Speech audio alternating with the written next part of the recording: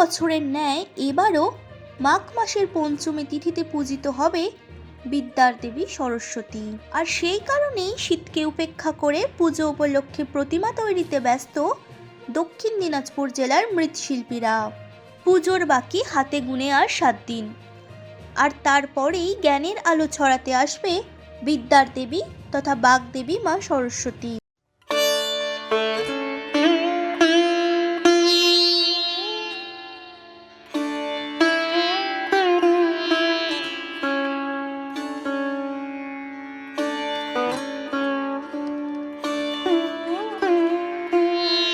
তাই মৃৎশিল্পীদেরও বিশ্রামের সময় নেই।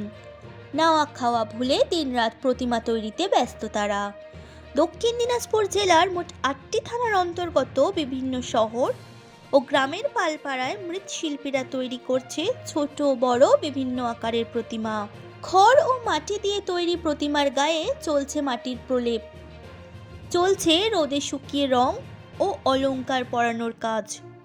দক্ষিণ দিনাজপুর জেলার বুনিয়াদপুর পুরসভার 8 নম্বর ওয়ার্ডের মৃৎশিল্পী জয়পাল জানান, সারা বছরে বিভিন্ন প্রতিমা তারা তৈরি করেন।